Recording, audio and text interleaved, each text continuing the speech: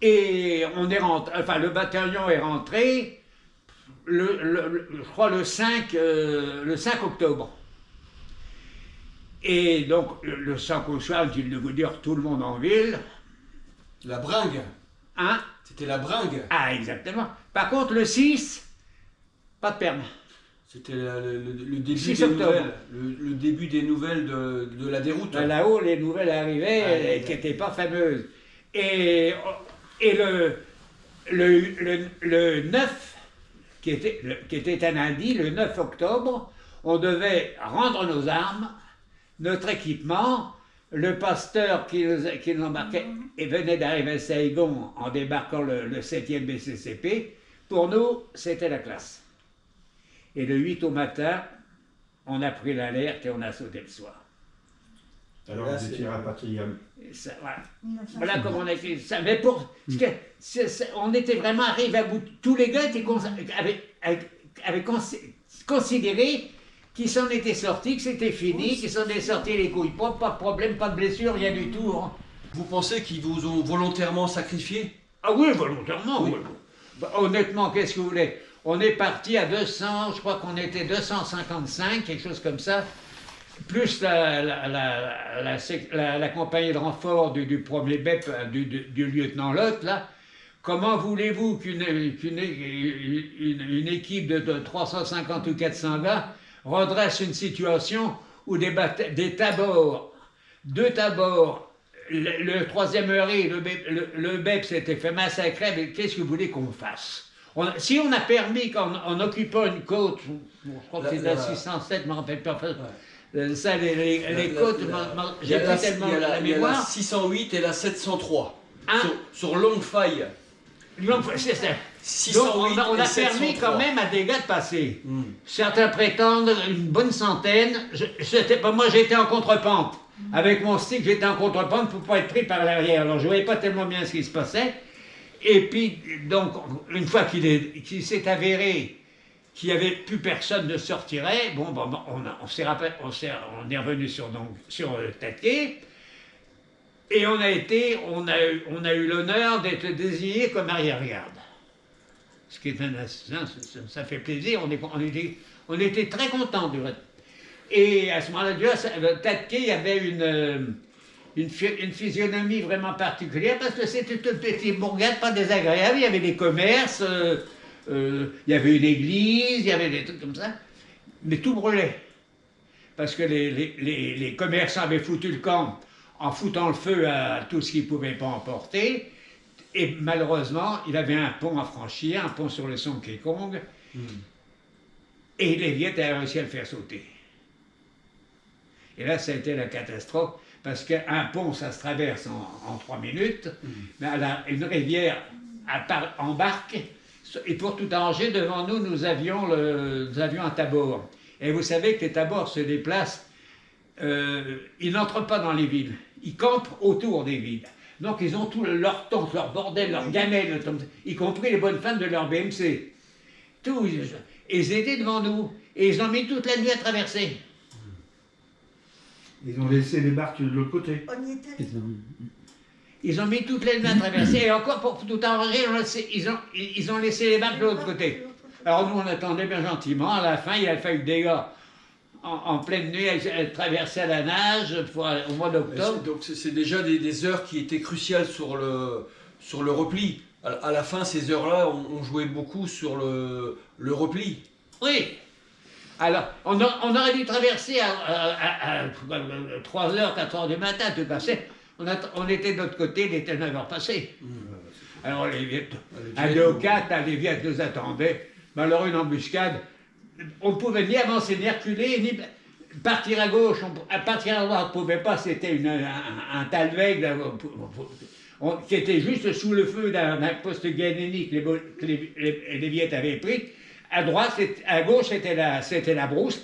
On a foutu le camp dans la brousse, c'était la seule solution. Il y a 2 ans, avec Isabelle, Oui. on est allé sur place. Oui. On a vu la topographie. Oui. Mais du pas que ça a relief. changé, les Ocats, ils ont refait des virages. Alors, la route, elle va tout droit. Ah oui, alors qu'à Et- l'époque. Et à l'époque, il existe encore un petit tronçon. Oui, bah oui, bah, c'est à cet endroit-là, c'est à cet endroit où elle faisait en est qu'on a été Exactement. piégé.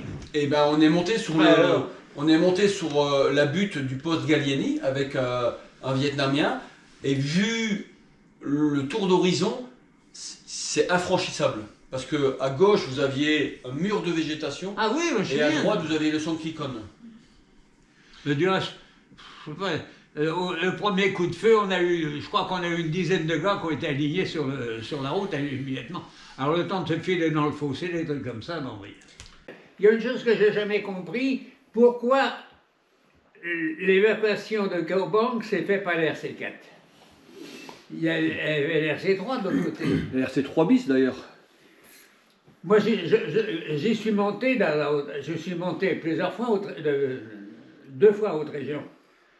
Je suis monté par la RC3, mais c'est un billard. L'état-major. À côté de la RC4. L'état-major. Mais même c'est des cons. Ah, faut pas le dire comme ça, hein. Attention, c'est pas poli ça. Sur la RC4, il y a un endroit où la route, c'est la frontière de Chine. À ce moment, il y avait des convois qui se faisaient tirer dessus de Chine et pas le droit de riposter. Parce qu'on ne peut pas tirer sur des Chinois. Il y a eu des centaines de gars qui ont été tués sur cette foutue route et ils ont fait l'évacuation de Kaobang par là. Et donc quand vous embarquez dans les Junkers de Pakmaï pour aller sur Otatke, vous sentez quand même la mission du désespoir ou pas? Vous dites ça va le faire pour une dernière fois. Et vous croyez que d'avoir enfermé les gars dans la cuvette de Dien Bien Phu, c'était une bonne idée aussi? Mais l'état-major n'a fait qu'accumuler les conneries. Ça, alors là, conneries. Et donc si on est au bas du DO4, là à un moment vous essayez de vous échapper Par la gauche. Par la gauche, c'est assez pentu. Oui, mais enfin, on y arrivait encore. Fallait pas, on risquait de se faire moucher c'est parce que c'était quand même, c'était pas un pic, mais enfin... c'est pentu. Mais enfin, une fois qu'on était dans les broussailles, là, alors là... Et là, vous êtes encore en corps constitué? Oui. C'est chacun pour soi? Mais chaque fois on progressait, on tombait sur une embuscade. Et quand on tombe dans une embuscade, on ne reste pas groupé. On éclate. Et à force de s'éclater, parce qu'on tombait une embuscade, puis une embuscade, puis une embuscade, moi, à un moment, j'étais tout seul. Et puis j'ai récupéré 2 gars, un Chervy, un gars de, je ne sais pas quel GC il était, et un autre dont Cléguer, oui, Cléguer. Et on était tous les 3 qu'on a été prisonniers. Et alors, c'était avec l'impression qu'on était les seuls prisonniers. À ce moment, ils nous ont amenés dans un village, fort bien traité du reste. Ils nous ont donné des cigarettes, une boule de riz à boire, enfin un truc comme ça. Mais on avait vraiment l'impression que tout le monde était passé et qu'il y avait 3 cons. C'était nous. Et quand le lendemain, enfin non, même le soir même, on en a vu d'autres, dont le capitaine Cazot, c'est malheureux à dire, mais ça nous a fait plaisir. Honnêtement, la réaction, on n'est pas tout seul.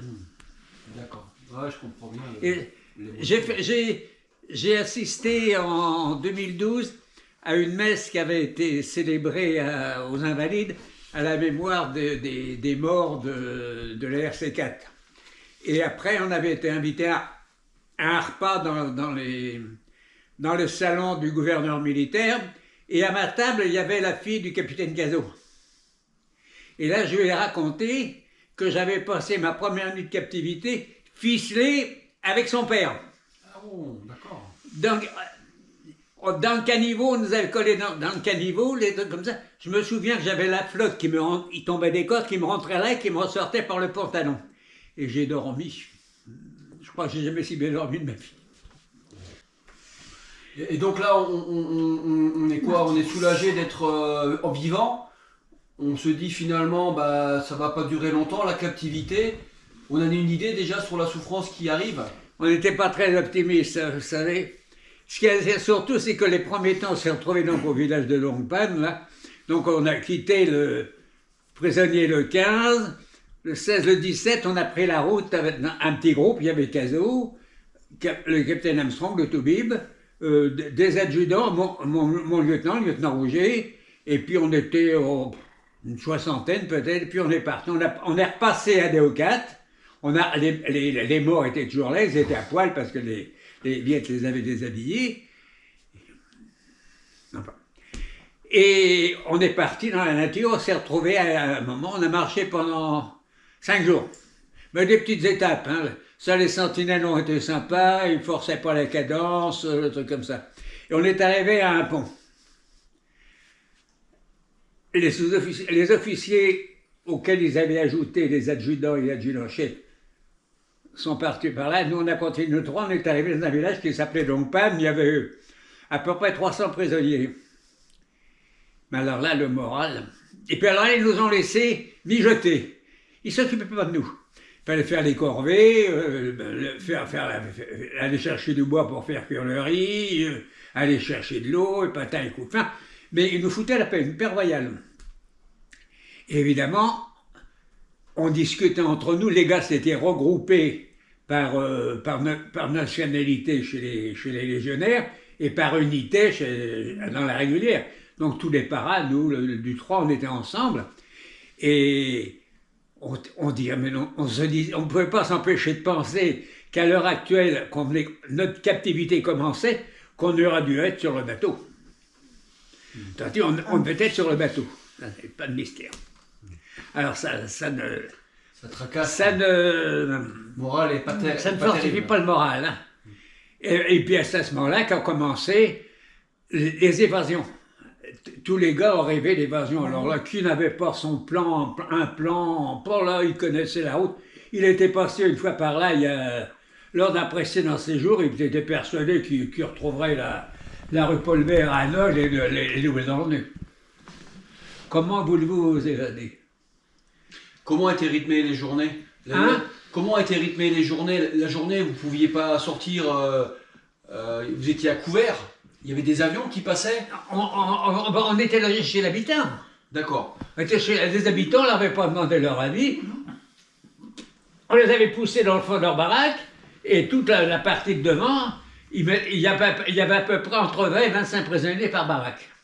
Et donc c'était quoi, les corvées de bois?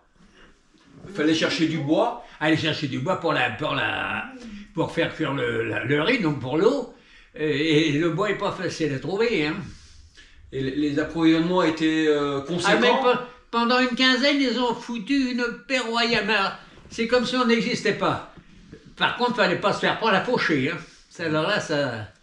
Enfin, et on fauchait tous autant qu'on était. Et tout. Dans chaque baraque, là-bas, il y a l'hôtel des ancêtres. Et tous les jours, on amène des petits usiques, des gâteries pour du riz, des fruits, des trucs comme ça. Et je veux dire, le truc est déposé, 1 minute et demie plus tard, il n'y avait plus rien. Alors ils ont compris, ils ont fait l'hôtel des ancêtres dans la partie qui leur était réservée. Vous comprenez? Mais il y avait une garde effective ou vous étiez livré à vous-même avec des... Pardon? Comment ça se rythmait la journée? Ben, pas justement. Il n'y a rien de spécial. À part ces corvées élémentaires, on ne faisait rien. Il n'y avait pas encore de lavage de cerveau? Non. Ça a commencé plus tard. Je situerais ça aux alentours du 10 novembre, à peu près. Hein. On a été réunis, c'est là qu'on a fait connaissance du commissaire politique. Parce que le commissaire politique, c'est lui le dieu. Il a le droit de vie ou de mort. Le chef de camp, c'est un fonctionnaire. Il s'occupe du riz, des sentinelles, des trucs comme ça. Mais le commissaire politique, des types remarquables du reste, complètement bornés par leur idéologie, mais parlant parfaitement le français, ayant tous fait leurs études en France ou peu s'en faut, des types très intelligents. Et il nous a réunis, là, et il nous a dit, je l'ai certainement déjà raconté, mais enfin, je m'excuse si je me répète, il nous a dit, vous êtes Des criminels captifs. de guerre. Ah super, ça fait plaisir. Vous êtes des criminels de guerre, Excellent. vous méritez tous d'être fusillés. Ça rassure. Ah ça a été ses propres paroles. J'ai connu des prises de contact plus chaleureuses, vous en doutez. Mais, grâce à la bienveillance du vénérable président Ho Chi Minh, il vous donne une chance de vous racheter. Nous allons faire de vous des hommes nouveaux, tuer le vieil homme qui est en vous, et vous ouvrir à la vérité. Et ça a commencé comme ça. Voilà, camarades combattants. Progressivement, une heure par-ci, une heure par-là, jusqu'à la fin. À la fin, c'était 8 heures par jour. Et là, vous étiez dans des camps tournants ou vous étiez statique? Hein? Les camps, Oui. ils étaient statiques ou vous tourniez au fur et à mesure pour pas vous faire prendre par l'aviation? Ah ben ça, l'aviation, c'était quand même plus tard, c'était presque un an, c'était en août 51, l'aviation. Hein. Mais vous entendez jamais des avions qui passaient? Non? On voyait souvent passer des avions, mais les Viettes se mettaient à courir dans tous les sens, nous on rigolait. Tobaï, ça veut dire avion en vietnamien. On pensait ne rien craindre jusqu'à ce fameux 15 octobre, c'est 15 août tout au moins. Mais les camps étaient mobiles? Ah oui, on se déplaçait énormément. On a l'impression qu'ils nous exhibaient. Comme ça pour oui. on est quand même resté là au kilomètre 10 de la route Kwandugan-Talung, un village qui s'appelait Fiacao. Oui, Fiacao, on y est quand même resté. Il y a eu les deux premiers convois libérés sont partis de Laton. On est resté à peu près 3 mois. Et c'est ce village-là qui a été bombardé le 15 août.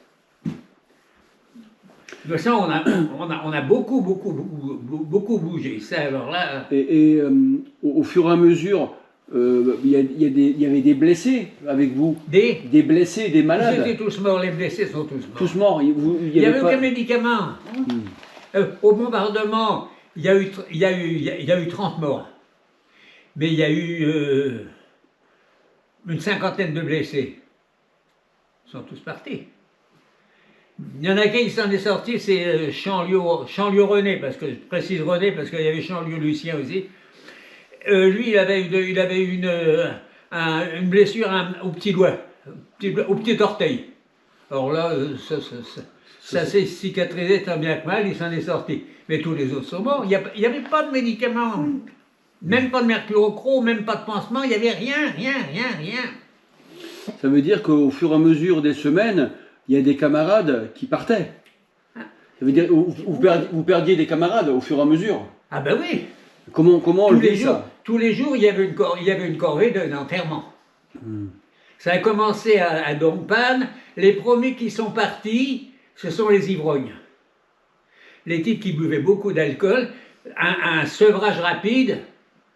En 8 jours, il n'y avait plus personne.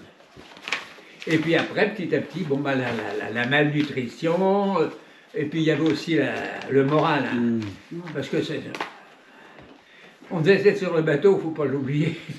Et on était là. Et pour combien de temps?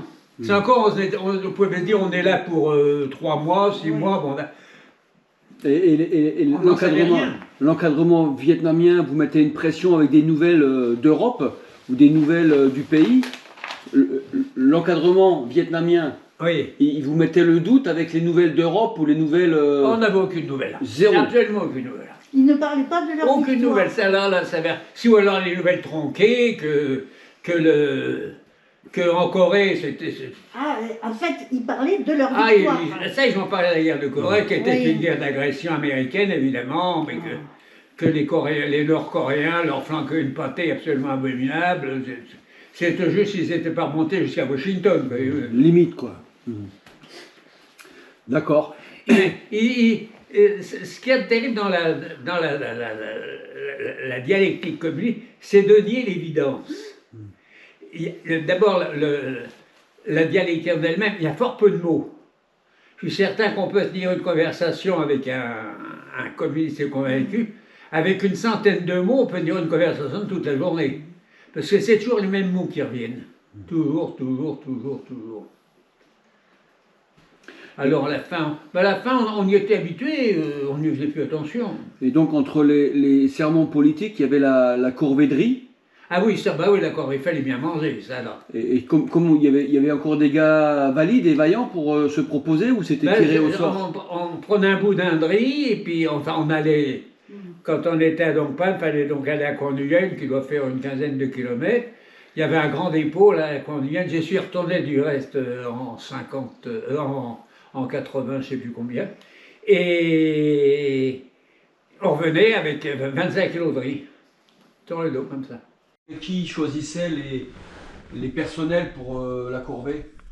Au point de vue personnel, C'est vous qui vous désignez parce que vous étiez vaillant, ou est-ce que c'était un tour organisé? Ou c'était chacun vous pour savez, soi ou... ils étaient quand même, la camaraderie, il y en avait, mais plus tellement. Parce que à force de voir les copains disparaître les uns après les autres, on avait malgré tout une certaine tendance, et c'est chacun pour soi, il n'y a rien à y faire. Et puis en plus de ça, au fur et à mesure que le temps passait, ils avaient réussi à créer un certain climat de méfiance.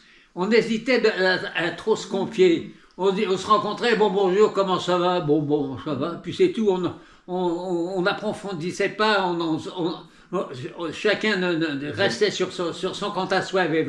On ne se racontait pas. Et donc c'était plus le temps des évasions là, c'était fini ça. Hein? Les évasions c'était fini. Oui, les évasions, c'était le seul intelligent que j'ai connu, c'est un garçon du 3. Dois, c'est un bon copain, il est mort il y a quelques années. Il habitait justement à Roquebrune-sur-Argence. Et c'est un grand type avec un petit peu la tête de Gaulle, un grand pif comme ça. Mais un garçon, mais alors je ne mêlais pas des conversations concernant les évasions, les trucs comme ça. Et puis un beau soir, plus de pattes, il avait foutu le corps. Et les gars qui couchaient à côté de lui l'avaient porté présent à l'appel du soir pour lui donner ses choses. Et puis on dit, bon ben il est parti, espérons qu'il réussira, sans y croire. Et 2 jours après, qu'est-ce qu'on va revenir? Mon pâte, avec un énorme fagot de bois. Il a raconté qu'il était parti en fagot en chercher du bois, mais que le bois était rare, alors qu'il s'était perdu. Ben, les Viet ont cru. J'en ai parlé avec lui plus tard, je me dis oui, je me suis aperçu au bout d'une journée, une journée et demie, je me suis aperçu que c'était de la connerie, qu'il n'y avait aucune possibilité. Comment voulez-vous passer pour un bacon, un môme, en train de garder son buffle dans une rizière qui aperçoit un gars qui passe là-bas, un gars d'1m85, c'est pas possible. On n'a aucune chance. Même le commissaire politique qui avait à côté Bissieux, ceux qui veulent s'évader, venez me voir, je vous indiquerai la route et je vous donnerai 3 jours de vivre. Ah oui, donc c'était voué à l'échec alors. Alors qu'il fallait un mois. En admettant qu'on puisse réussir, il fallait un mois. Si ceux qui étaient à Langson ont réussi, parce que Langson était 150 km plus bas. Alors ils avaient 80 km à faire pour rejoindre les Français Langson. Et il y a eu quand même des sévices où il y a eu des gens qui ont été punis physiquement? Des gens qui ont été punis physiquement pour il y a eu un lieutenant de chez nous, le lieutenant Chevret, évidemment appelé Biquette, il commandait du GC, le premier commando du GC de Rouget commandait le deuxième. Et il a été fusillé, on l'a appris à ce premier rassemblement, il nous annonçait qu'on était des criminels de guerre. Là. Il nous annonçait, le lieutenant Chevret de mais s'est fusillé pour tenter d'évasion avec violence. On n'en a jamais su davantage. Par contre, mon lieutenant Rougier, alors là, lui, je l'avais surnommé Méphisto, parce qu'il portait des lunettes noires, et il avait l'air aimable comme une porte de prison. Quand on est arrivé à Saint-Brieuc, là, il y avait les tables, et tous les nouvelles recrues arrivaient, un tel, bon, premier commando, deuxième commando, premier commando, et merde, me retrouve au deuxième commando. Alors je voyais mon Chevret, là, vachement sympa, et puis de l'autre côté, j'ai rien perdu parce qu'il était du feu de Dieu, mon petit Père Rougier. Et donc là on sent que bah, ça traîne un peu, pas de nouvelles de métropole, des colis de la Croix-Rouge ou pas? Hein? Il y a des colis de la Croix-Rouge avec des nouvelles? La Croix-Rouge? Des colis? Jamais rien dit. Et pas de nouvelles? Jamais rien. Mais à la Croix-Rouge, ce sont de gros dégueulasses. Parce que ma mère avait été à la Croix-Rouge pour envoyer des colis. On lui a dit, mais oui, certainement, madame, si vous voulez, on leur enverra, on fera le nécessaire, on leur enverra un colis tous les mois. C'est tant par mois. Ah oui. Ils ont rien su. Voilà. Et pendant 15 mois, ma pauvre mère, elle était dactylo, inutile de vous dire que... Hein, et inutile de dire qu'on n'a jamais rien su. Et donc là, c'était déjà la Bah, période... vous avez une technique particulière, tous les parachutages que l'armée faisait, donc pour nous, ils ont envoyé des médicaments, ils ont envoyé des trucs comme ça. On n'en veut pas. On n'en veut pas parce que et ce n'est pas... Ils ont violé l'espace aérien vietnamien, on n'en veut pas. Regardez-moi. Si, une fois, on avait touché, une fois, ils avaient fait un parachutage de vieux vêtements militaires. Moi, j'avais hérité d'une veste américaine, avec ses grandes poches plaquées sur le côté des uniformes américains de 44. J'étais du hasard, je me un beau jour, je l'ai vendu, évidemment, pour pouvoir casser la croûte, quoi. Mais autrement, il y a un gars qui a reçu un colis un jour, je me rappelle, il y avait un paquet de gauloises dedans. Vous n'avez pas imaginé le nombre d'amis qu'il a eu dans la journée.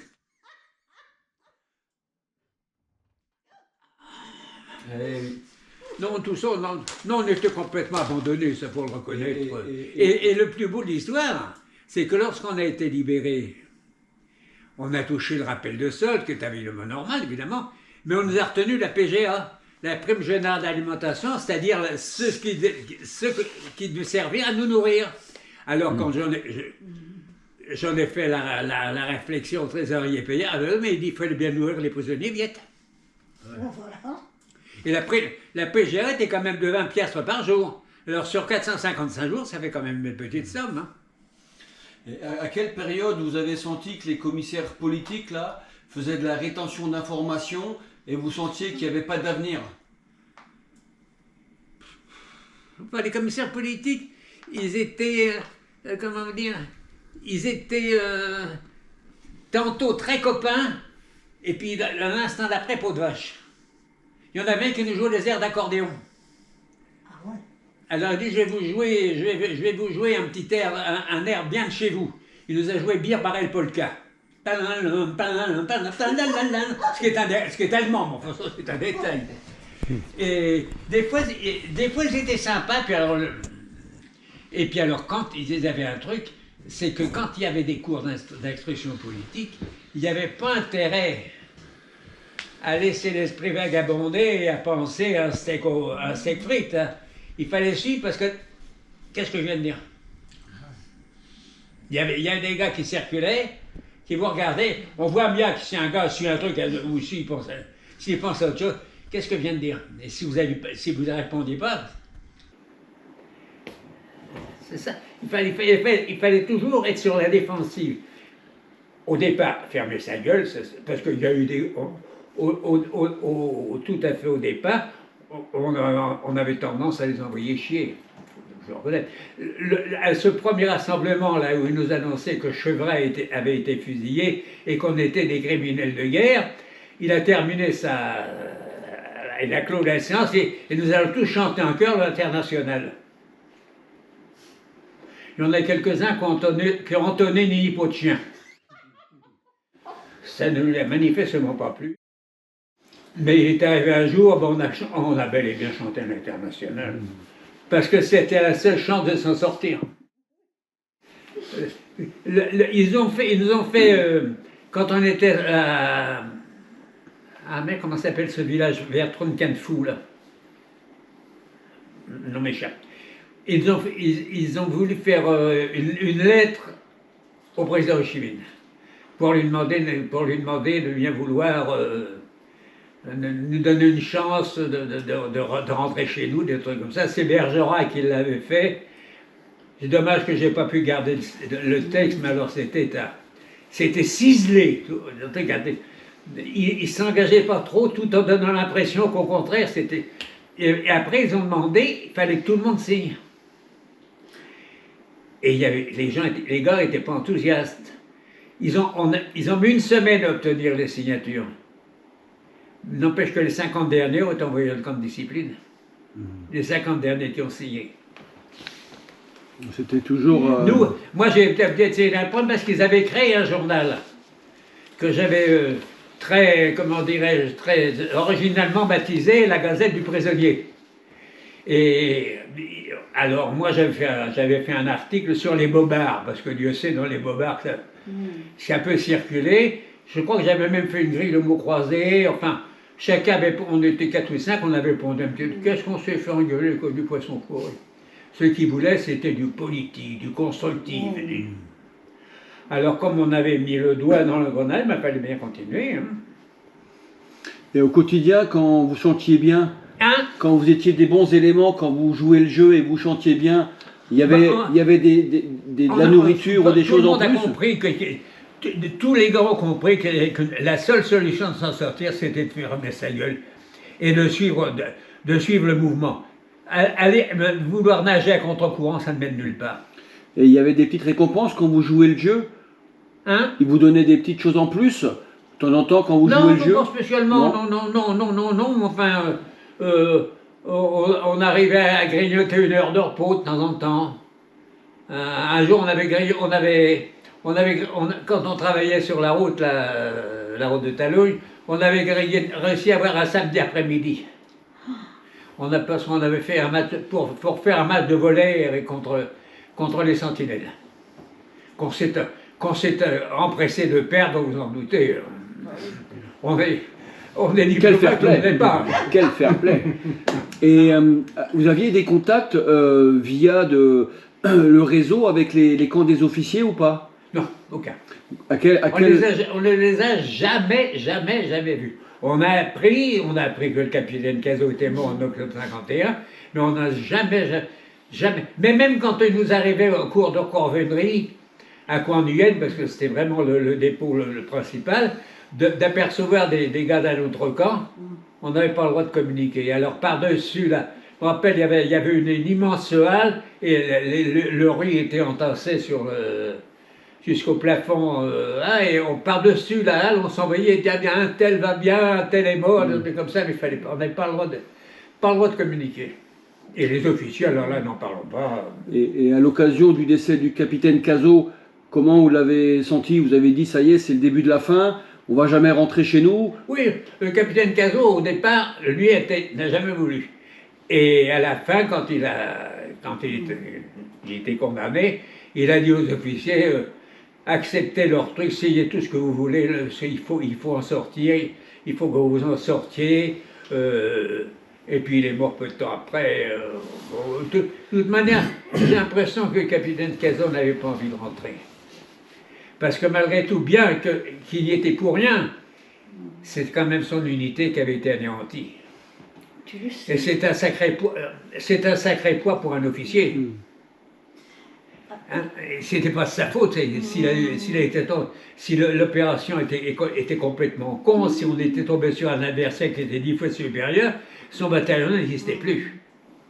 Comme on avait au GCD, on avait un sous-officier, Arnoux, une pile électrique, ce type-là. Mais il aurait pu commander un bataillon à lui tout seul. Une autorité, un sens du combat et tout. Il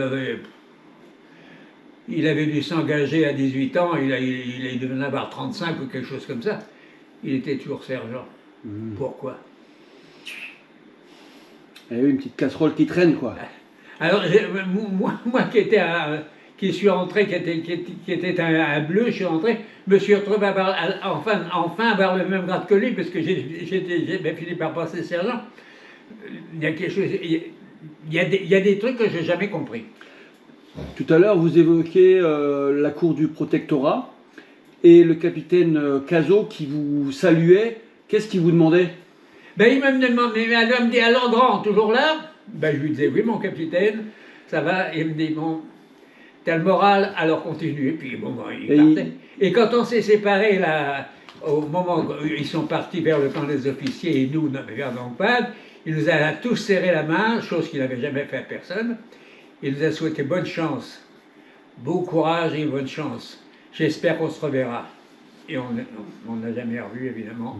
Et donc là, si on revient sur la captivité, Oui, on vient de passer la première année, oui, et malheureusement, en juillet, il y a eu les bombardements. oui. Comment ça a été vécu, ça? Comment? Les bombardements, comment les Vietnamiens vous l'ont emmené? Ils vous ont dit que c'était volontaire ou... Donc à Fiacao, si vous voulez, il y avait la route, et il y avait le centre du village, si on peut dire, c'est là que se tenait la cuisine. Et tous les gars étaient logés chez l'habitant, toujours, à 50 mètres, 100 mètres, un truc comme ça. Moi, je ne sais pas pourquoi, j'ai été de l'autre côté de la rizière, à 200 ou 300 mètres de là. Et on venait à midi et le soir, on venait toucher notre bol de riz, des trucs comme ça, et la louche de soupe. Alors les gars, soit ils la mangeaient sur place, soit ils rentraient dans leur cueillant pour la manger. Surtout qu'il y a des fois, on faisait avec le riz, on en faisait des petites boulettes qu'on faisait chauffer qu'on faisait griller au coin du feu le soir, comme ça. Et ce jour-là, 2 avions sont arrivés. Moi, je les ai vus de l'autre côté. Les indigènes et les sentinelles qui ont commencé à s'éparpiller. Nous, enfin les autres, regardaient ça. Et puis d'un seul coup, ils se sont même mitraillés. Ah merde. Ça a le temps pour la fanfare. Mais enfin, ils étaient 2, il n'y a pas eu trop de dégâts. Mais ils étaient venus après la soupe, après la distribution de la soupe. Mais le lendemain, ils sont venus à l'heure de la distribution de la soupe. Alors là, il y a eu des dégâts.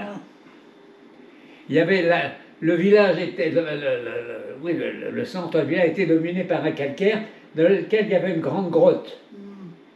Et quand ça a commencé, aussi bien les paysans que les prisonniers, on s'est précipité vers cette grotte pour essayer de se planquer. Manque de bol, il y a une bombe qui est tombée à l'entrée. Est-ce que ça a donné que ça? D'ailleurs, je sais pas, je voulais montrer mon tract. Oui, oui, oui. Ça explique bien le... D'accord.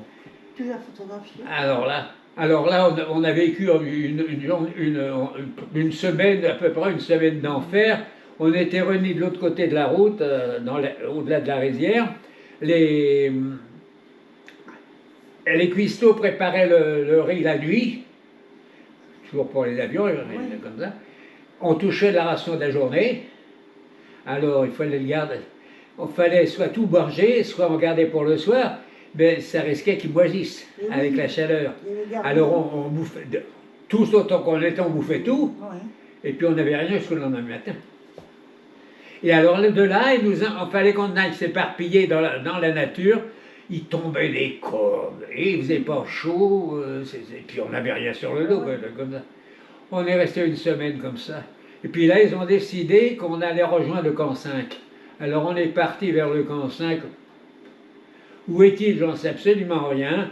Mais à chaque journée, on laissait des morts sur place. La libération, Oui. on commençait à l'évoquer ou elle est venue brutalement? Ah ben, le premier convoi, c'était le 10 juin. Il y avait le rassemblement du matin, comme toujours. Et d'habitude, c'était le chef des sentinelles, le monsieur Co, là, qui était un type vachement sympa, qui faisait le rassemblement et qui, simplement que tout le monde était là. Puis après, bon, on vaquait aux occupations, soit les travaux sur la route, soit les corvées, des trucs comme ça.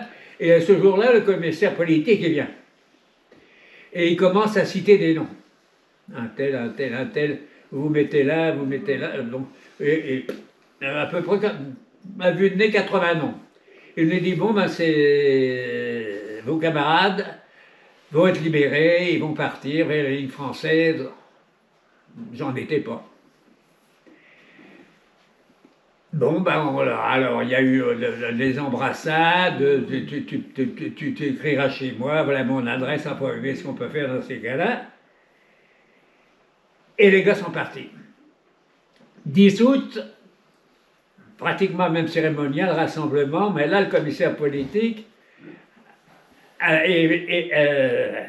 lit une liste, a également lu une liste. Il a fait mettre les gars de côté, et une fois que tous les gars étaient réunis, en colonne, pas de parti, pas de contact, ils sont pas partis, ils se sont sauvés.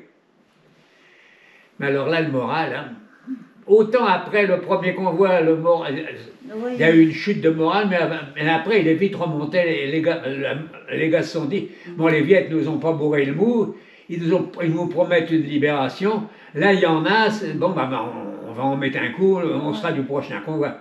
Mais là, au deuxième convoi, il y avait que ceux qui étaient bien portants qui sont partis. Moi, je venais de me taper une crise de palu quelque temps auparavant, j'étais dans un état... Quelle année? Alors, je ne suis pas parti. Et à ce moment-là, c'était le 10 août, et le 15 août, il y a eu les bombardements. Alors là, ça a été la fin de tout. On a quitté Fiacao, là, le kilomètre 10, pour rejoindre ce foutu camp 5, et puis on a encore traîné de camp en camp comme ça. Et le 18 novembre, troisième convoi. Et ça, cette fois-ci, j'en faisais partie. Mais là, on a encore été déçus parce que d'habitude, pour les 2 premiers convois, les gars prenaient directement la route des lignes françaises. Oui. Alors que nos contraires nous ont remonté dans le nord. Ah merde. Alors on a commencé sérieusement à se demander, mais c'était pour nous regrouper avec des prisonniers d'autres camps qui étaient également libérés. C'est là qu'on a rencontré les ralliés. Les ralliés, Oui. c'était les déserteurs. Et c'est là aussi qu'on a chopé la gale. Parce que nous, on ne l'avait pas, mais dans les autres camps, ils avaient la gale. Nous, on avait les poux de corps, les morpions, tout ce qu'on peut imaginer, mais on n'avait pas de gale. Mais on a rencontré les gars d'autres et on s'est chopé la gale. Ça aussi, c'est agréable. Alors, on a encore eu un mois de Traitement. intensif et on a quand même pris la route des lignes françaises. Ben, il y en avait pour... J'ai été libéré le 10 janvier, on a dû partir vers le 20 décembre, un peu avant. Et sur le volume des prisonniers après le DO4, Oui. vous avez une idée du nombre de gars qui sont restés là-bas? Qui sont morts? Ouais. Ah oui, il y en a. Ben, c'était les premiers, comparativement à d'autres mois, non. Mais enfin, on a quand même laissé une vingtaine de gars. Donc le dernier mois.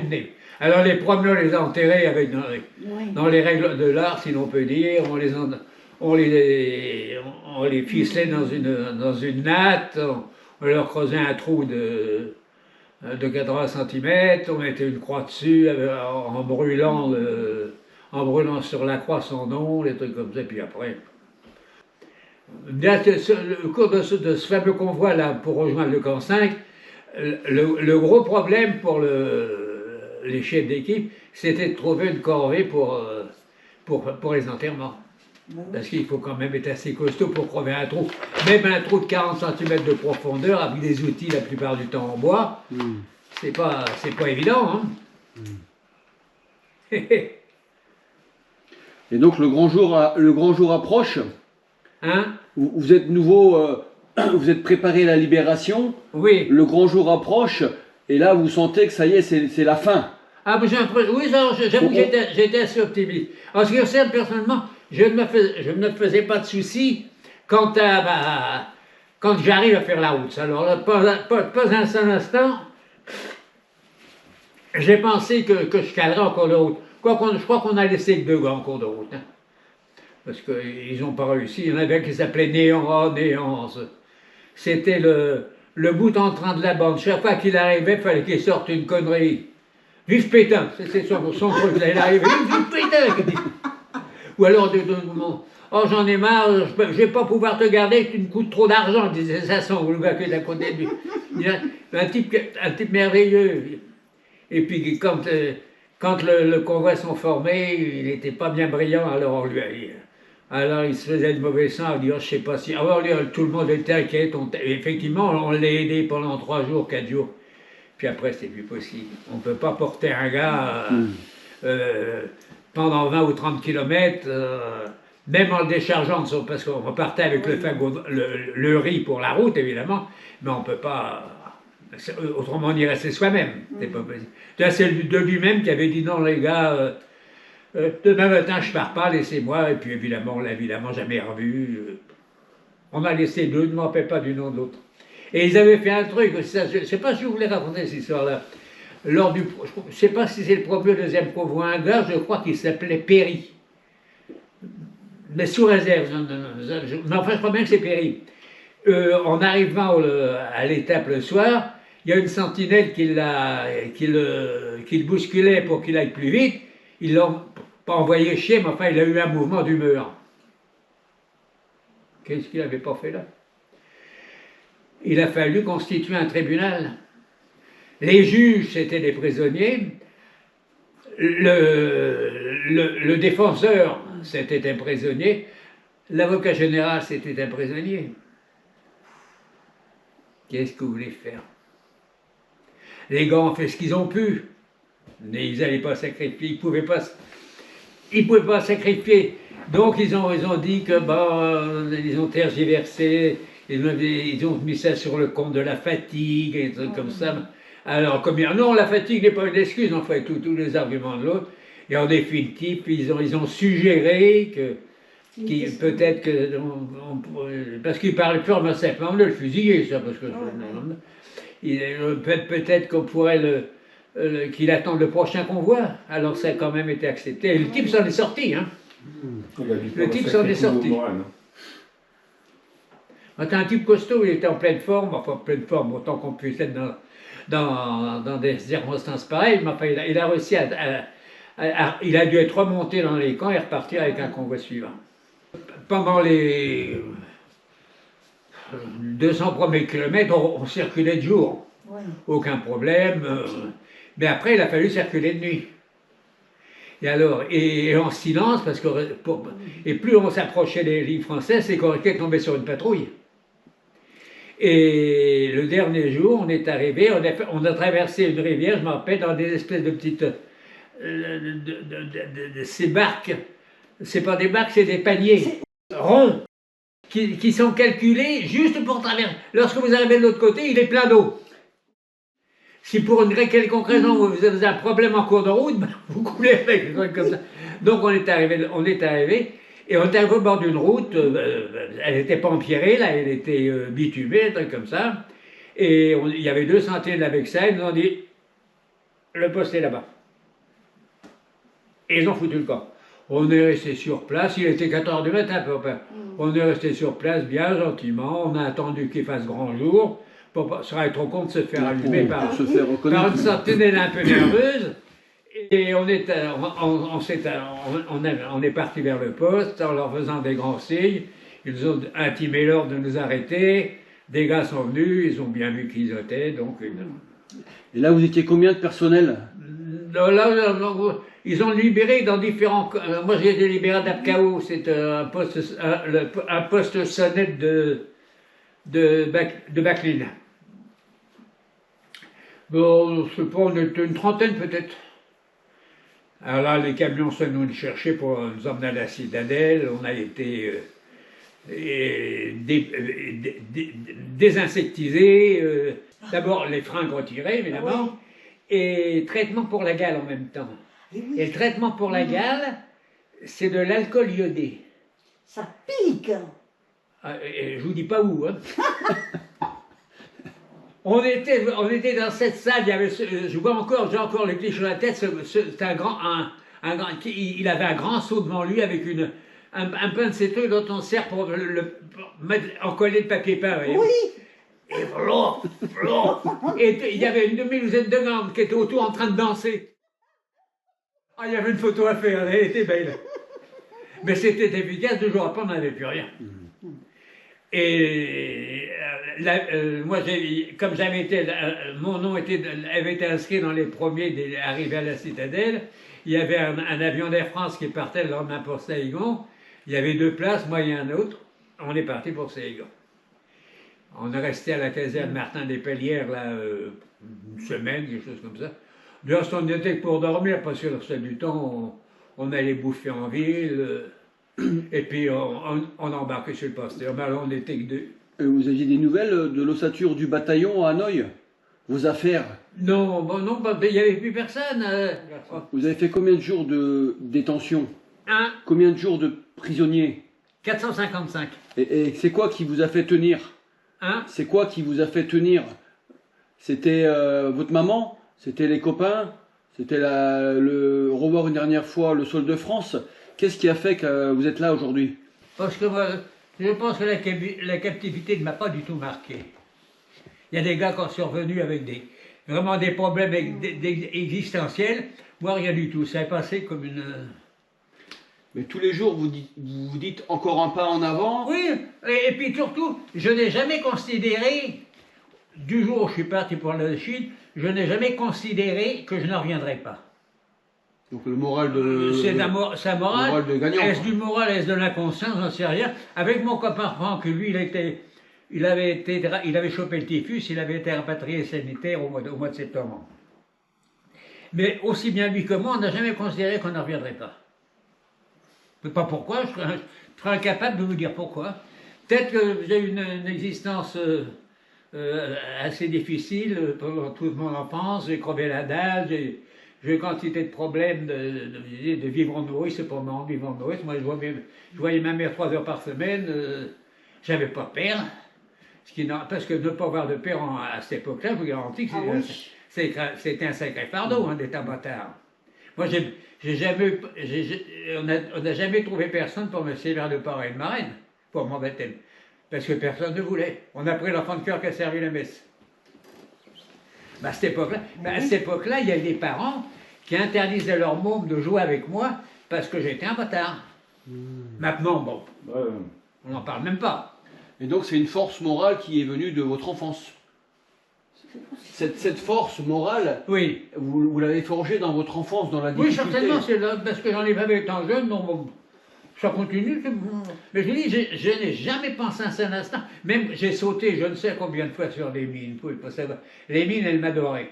Une fois, le 29 décembre 1949, le jour de mes 21 ans, à ce moment-là, les mines, c'était pas des mines télécommandées, des trucs comme ça, c'était des mines soit on met le pied dessus, soit un gars qui était planqué qui était planqué un peu plus loin, puis il tirait la ficelle.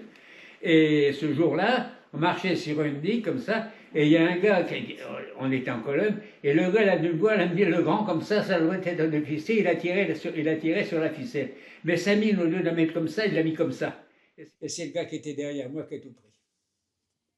Et c'était un bon copain, il s'appelait Alain, de son caporal Alain. Il est mort sur le coup, il a pris la décharge dans le ventre. Je sais pas, j'ai sauté 20 fois sur des mines. Peut-être une... Je les ai déclenchées, ou j'ouvrais une porte, bon, il y avait une mine comme ça, elle restait accrochée après la porte, la goupille c'était pas retirée, des trucs comme ça. Une fois, on a monté la garde toute la nuit sur un poste de garde, il y avait 2 mines en dessous. Et puis les embuscades. Et comment vous l'expliquez que vous avez eu une bonne étoile?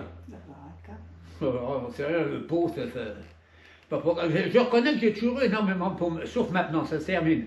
Mais de toute manière, le bataillon a eu énormément de peau. Mais le jour du saut de Donkey, on a eu 2 parachutes qui ne se sont pas ouverts, et là on a compris que notre peau, c'était fini la baraque. Et ça s'est avéré exact parce que le bataillon a disparu.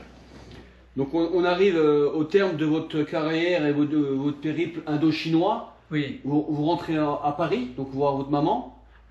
Et vous aviez encore dans l'esprit de vous rengager ou pas? J'ai envisagé de m'engager. Parce que je m'avoue que je me suis beaucoup plu à l'armée. Je ne sais pas pourquoi, mais enfin, je me suis plu à l'armée.